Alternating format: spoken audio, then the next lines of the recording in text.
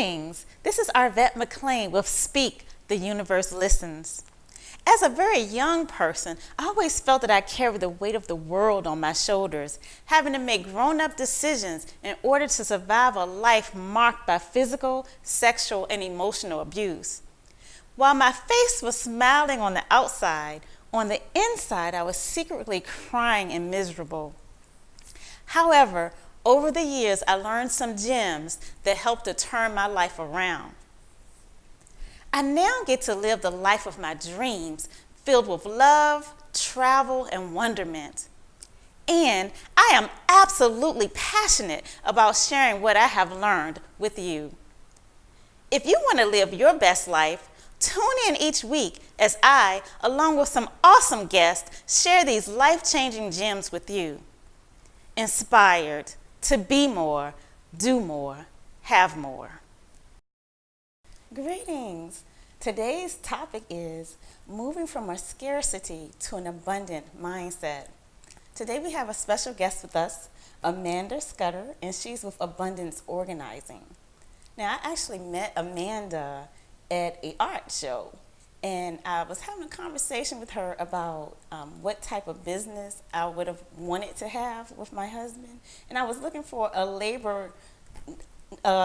business that was not labor intensive. And I had mentioned to her that one of the things that I had considered doing was having a storage company. And she immediately said no. She was like, that is something that causes people a great deal of unhappiness. And I was very interested in hearing that perspective. So I want to actually ask you a little bit about that. But first, if you can tell us a little bit about what you do at Abundance Organizing. Sure, glad to. I'm a consultant with Abundance Organizing. I'm a certified professional organizer, and I've also earned a credential for working specifically with people that struggle with challenging disorganization. It also includes specialties in hoarding and ADHD, which are two things that often get in the way of that sort of linear organization process. Mm-hmm. I've been with the company since 2012. It's a woman-founded company that was founded locally in Richmond, Virginia, and they have a wonderful strengths-based perspective that really allows you to find the population that you really enjoy working with and give it your best. Okay, so if you could break it down into as few words as possible, what is it that you do? So I help people find what they're looking for. Mm-hmm. And that can be a lot of different things. So for some people, that means finding systems that make their day-to-day lives easier. For other people, that means finding the bottom of the pile that moved with them 10 years ago and is still there. For other people, it means finding space and time to be with family or to be creative, to have fun, to do the things that are re-energizing for them. Mm-hmm. And what I find is that no matter who I'm working with or what the situation, I'm called in when the stuff has taken control. It's when the stuff, you start working for the stuff, and so the stuff working for you. Mm-hmm. And my job is to help people really listen to what's important to them, what they need, enjoy, feel good about having in their homes, and identify those interlopers that don't belong, mm-hmm. the things that are just taking up space, the bad memories, the clothes that don't fit, the kids' toys that have been outgrown, all the stuff that we just never quite get around to dealing with. Mm-hmm. A lot of times at the beginning of the year, you hear people talk about decluttering their homes mm-hmm. and just trying to get rid of things and setting piles and saying, okay, well, this will go to donation. I'll do that, donate these things I'll throw away, and these are things that I keep. And why do you think it would be important for people to actually go in and declutter their homes? It makes a huge difference in your quality of life. Mm-hmm. In addition to just the quality of the environment, when you have fewer things, it's easier to keep things clean. There's less dust, there's less mold, there's less pet hair. It's just a better air quality. Mm-hmm. So right there, I mean, there's health benefits. Mm-hmm. There's tremendous benefits mentally and emotionally when you're not dealing with clutter. Mm-hmm. When everything in your home is serving you, it becomes a welcoming place that's there to meet your needs at the end of a long day, or give you that spot to be really creative and play with your children if you've got young kids, or have the grandchildren over. That's one that motivates a lot of my clients, mm-hmm. is I just want to be able to have my family get together here for the holidays, or to be able to get together for family meals. Mm-hmm. So our homes are really a reflection of what's happening with us internally, mm-hmm. and the more we can gain control of our external environment, it just is sort of, it's freeing for emotionally. Yeah, I actually had a training where all of the employees that would come through, they had to go through this training. We used to call it Renaissance 101, and one of the exercises that they had to do was describe their homes inside and out. And then say, how does that reflect them? How did you just describe yourself? And it was a really amazing experience for people to realize, like, okay, my house really is a reflection of me. Yeah, in fact, we do a lot of collaborative therapy with therapists who are working with people and may have not ever identified that there was an issue in the physical environment, because that's not something that most mental health professionals are trained to look for. So we always encourage people, if you are in a mental health career, to think about asking those questions. How is your home affecting you? Are you able to use rooms the way you'd like to be able to? Because it can really open up a whole lot more information about what's going on with somebody, and then also help direct them toward additional help if they need supports in the home. And it's so interesting because it's important that we don't think of spirituality separate from our regular life. And I think that what you're doing with abundance organizing is one of the ways that you can really infuse your spiritual development with what it is you're doing every day. And so I did want to go back to what we talked about as far as being happy, and also, as you say, storage facilities are places that can make people very unhappy. Yeah, that's interesting. I'd forgotten that we had that conversation. So what ends up happening, clutter is deferred decisions. And everything that is a deferred decision takes up mental space and takes up heart space and takes up energy. And people end up putting things into storage because they can't bring themselves to make the decision at that time. Or they envision a future that's different than the current, where they will have the space for this stuff, or they'll have a family member who's ready to receive it. So they put it in the storage unit, and most of the time the stuff that's in the storage units monetarily is not worth very much. And it seems, initially I'm just going to be doing it for a year or two, but what we find is people tend to have things in storage over decades, sometimes multiple decades. And they paid a small fortune for keeping what is relatively of little value. And so I think that goes back to that discussion about the scarcity mindset versus the abundance mindset. And what I've noticed is that when there is a scarcity mindset is based on fear and what ifs. Fear that I'm not going to have what I need when I need it. Fear that there isn't enough for me. Fear that I don't have enough. And then the what ifs, like what if I move to a bigger house, or what if my daughter wants this, or what if I break my leg and I need these crutches again. So all of these fears keep us tied to stuff that we're not currently using and that isn't actually serving us. And so we work hard, long hours to pay for the storage to hold these things. And even if we don't get a storage unit, if we're filling our homes with this stuff, it's kind of the same thing. We're paying per square footage, and we're not able to use our space because it's holding all the stuff that we're not using. And so what do you find are your clients' biggest problems in terms of being able to let go? So I do think it's the fear and the what ifs. And one of my biggest roles with clients is to help reflect back to them what their goals are, and to help them think through how their scarcity or abundance mindset is helping them make decisions that are serving them. And so people are always afraid when they start working with an organizer, you're going to make me get rid of all my stuff. And that's actually not the case at all. I will never tell somebody to get rid of anything. They'll ask me sometimes, what should I get rid of? I can't tell you. That's entirely up to you. So really it's being an active listener who can reflect back what I've heard them say they want, and help them gain clarity about what that is, and help channel those messages of scarcity into messages of abundance. So the what ifs and the fears, it's like, okay, well, what's the worst that could happen if this item wasn't available to you? And for some people, they like the $20, 20-minute rule. So if it would cost less than $20 to replace, and it would take less than 20 minutes to acquire the new thing, that's a comfortable measure for them to let something go. Repeat that again. It's a $20, 20-minute effort. So, is the cost of keeping this item worth the return, or could you pretty easily replace the item if you should need it in the future? And most of the time, people don't end up needing it in the future, so it's not like you're guaranteeing you're going to have to spend 20 minutes and $20, but it just sort of gives you that freedom to say, it gets rid of that like worst case scenario for you. Oh, I would never be able to get this again. Right. Well, most stuff in the universe is replaceable. Okay. And if it truly is not replaceable, then that maybe is a true thing of value for you. But it gets you thinking about it. Yeah, I love that rule. 20 minutes or $20. If it's not that, It could be 15 minutes, $15, Yes, whatever your whatever threshold your- is. But yeah, Yeah, love just that. giving yourself something to test against the value. Yeah, and so as far as, I guess, the energetic ties of, or what does the fear, how does the fear manifest? You kind of already said it, but if you can say it again, like how does the fear manifest itself in the home in ways that we may not really even realize? Okay, so I think there are, if I were to walk into a home, what would be a sign of that fear for me would be looking at things that have been sitting in piles, collecting dust and not being used.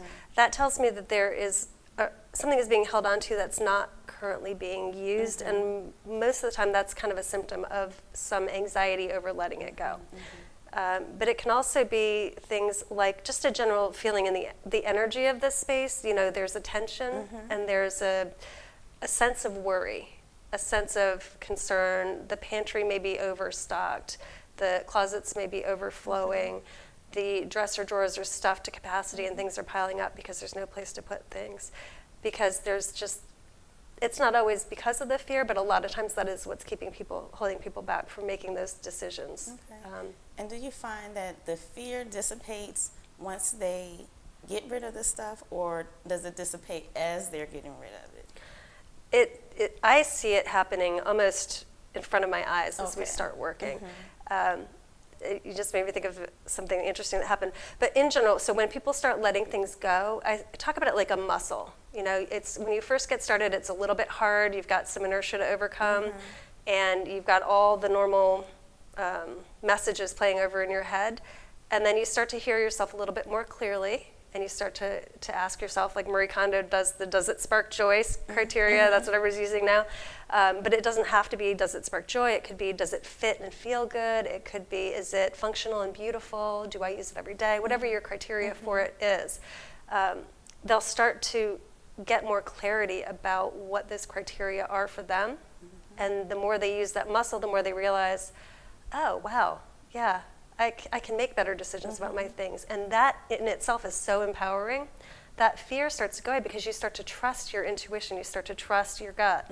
And that's something that I think we're so conditioned away from, but it's so important. And just giving people that space to be aware of what really matters to them opens up a great deal of power and empowerment. And so, yeah, I do see the fear start to dissipate, and I see the confidence growing, and I see the smiles getting bigger, and the breathing easier, and as the space clears, even pets react. It's really interesting. Oh, really? Pets generally tend to get calmer. Okay. And they'll, you know, if you have a really hyper animal or an animal that's very fearful, as the work progresses and as the space opens up, they start to get curious and they come in and they relax. Oh, that's really awesome. Yeah, I don't enjoy clutter at all, but yet I have probably every single letter or card that anyone has ever given me, probably since I was in the 5th grade.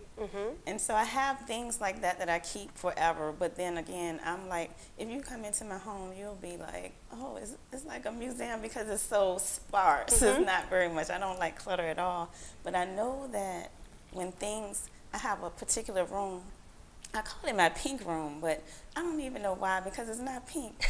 I never knew that it wasn't pink. It's so weird. I remember my husband saying, excuse me, why do you call it your pink room? And I said, because it's pink. Interesting. Like, I wonder what the color, maybe the color of the energy in there. Or possibly, I don't know. Stuff you're putting in there? But my pink room will always, you could always tell how I was feeling on the inside based on how my pink room looked. And so if my pink room was cluttered, then I was not okay. You were feeling scattered and pulled in different directions and not certain probably about what your next steps were going to be. Yeah.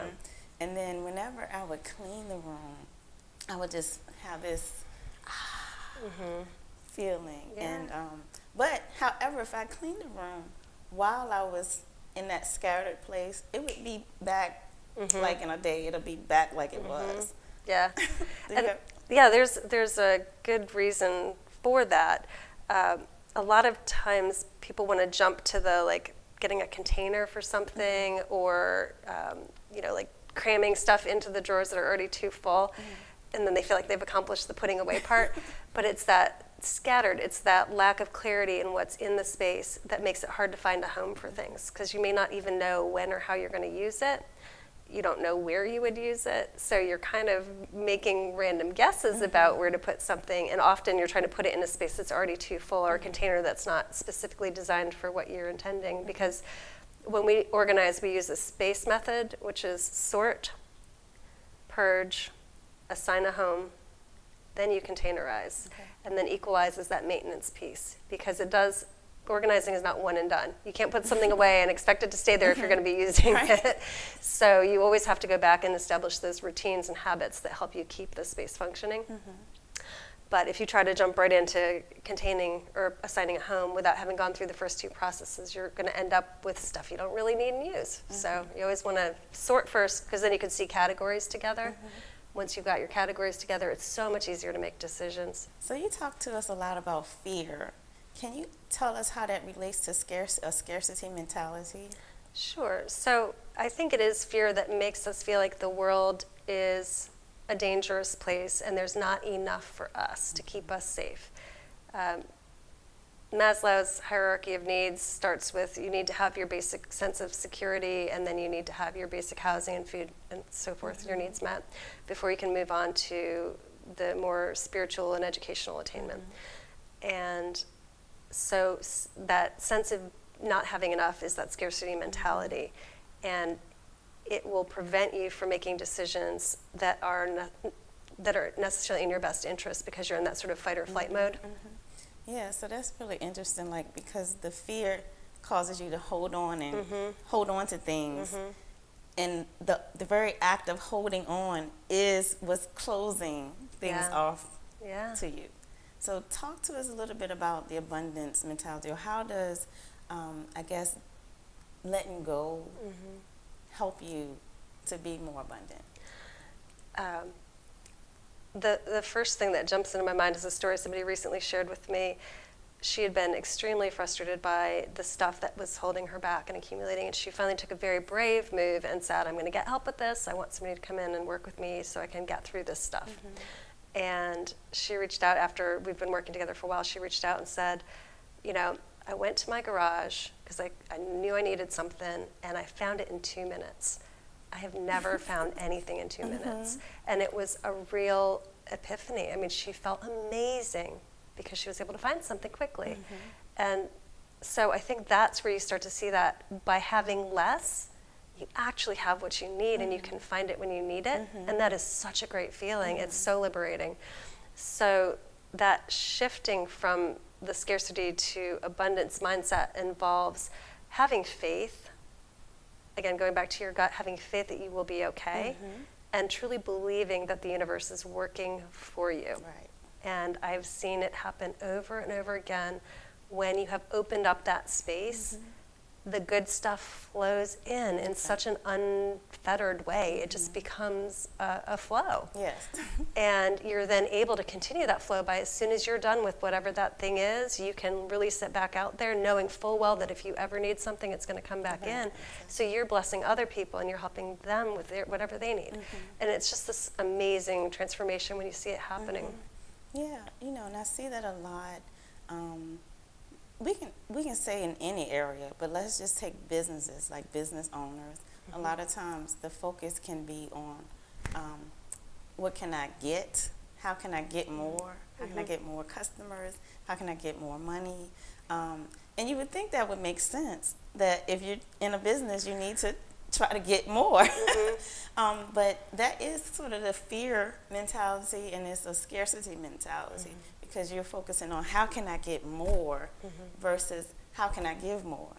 And when you're focused on giving more, it's because you have a trust in the universe that your needs are going to be supplied, and the more you can supply to other people, then the more is going to be returned to you. Beautifully said. Yeah, and so I think this whole concept of being able to do this in your own home, be able to, as I always think of, like when you hold on, I feel that kind of contraction and constriction. And if you can think about letting go some things in your own home, releasing those things, then you can also do that in the world as you walk around each day. Exactly. Yeah.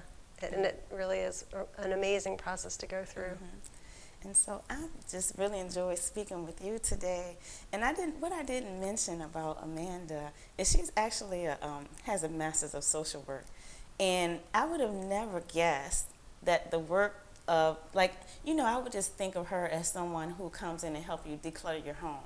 And it never occurred to me until I actually had the conversation with you that there's so much that goes behind decluttering your home, and a lot of mental processes, a lot of emotional processes, and it really does allow for your spiritual development just in the things that you're doing in your home every single day. So thank you for joining us. Thank you. And then also, did you want to let people know how they can reach you? Sure. Probably the best way to reach me is by going to the website abundanceorganizing.com, and you can access us by email or by phone through that link. Okay, thank you again for joining us, and hopefully you'll come back. Love to. Thank you for having me. Yes, thank you so much. So I hope you guys enjoyed Amanda just like I did, and make sure you click the subscribe button below, and if you get a chance, check out my website at arvatmcclain.com. That's ARVAT McClain, MCCLAINE.com. Until next time.